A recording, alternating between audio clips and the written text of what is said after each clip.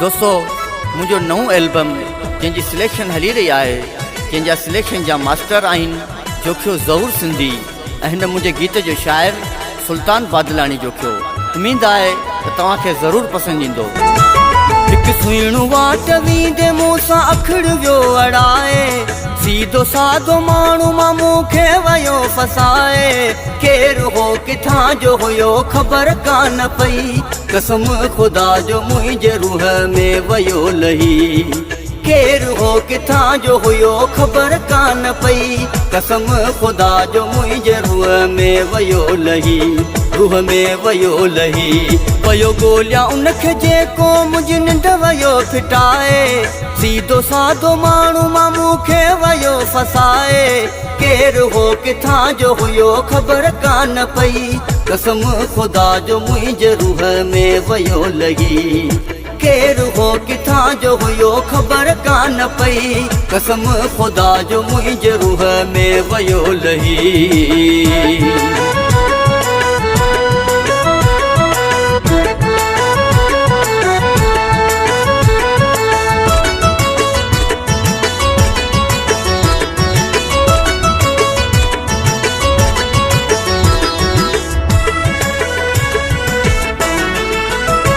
जंहिंजा वार कारा भूरियूं अखियूं मोतीअ जो दाणू, मूंखे ईअं लॻो थे हू कंहिं राज जो अराणू। जंहिंजा वार कारा भूरियूं अखियूं मोतीअ जो दाणू, मूंखे ईअं लॻो थे हू कंहिं राज जो अराणू। भरत भरियल वेस पतल लेख वयो लाए, सीधो साधो माण्हू मां मूंखे वयो फसाए। केरु हो किथां जो हुयो ख़बर कान पई, कसम खुदा जो मुंहिंजे रूह में वयो लही। केरु हो किथां जो हुयो ख़बर कान पई, कसम खुदा जो मुंहिंजे रूह में वयो लही।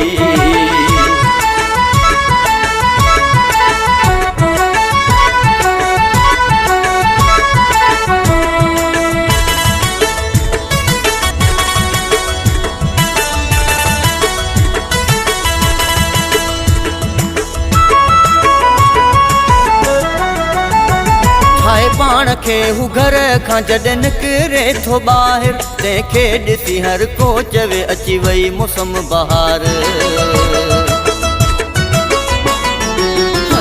ठाहे पाण खे घर खां हू जॾहिं निकिरे थो ॿाहिरि, तंहिंखे ॾिसी हर को चवे अची वई मौसम बहार।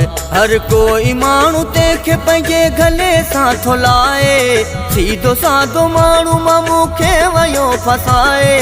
केरु हो किथां जो हुयो ख़बर कान पई, कसम खुदा जो मुंहिंजे रूह में वयो लही। केरु हो किथां जो हुयो ख़बर कान पई, कसम खुदा जो मुंहिंजे रूह में वयो लही।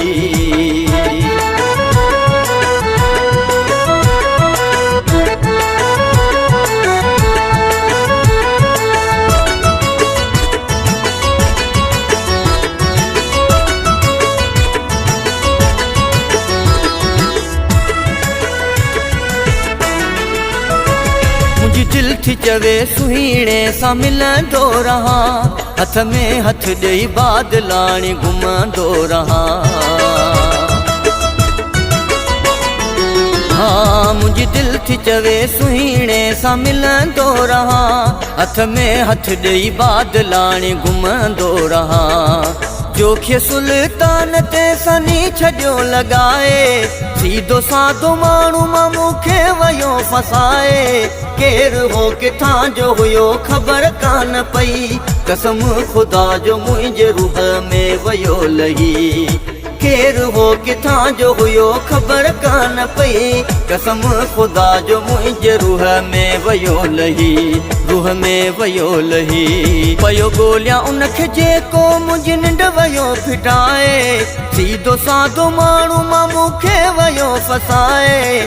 केरु हो किथां जो हुयो ख़बर कान पई, कसम खुदा जो मुंहिंजे रूह में वयो लही।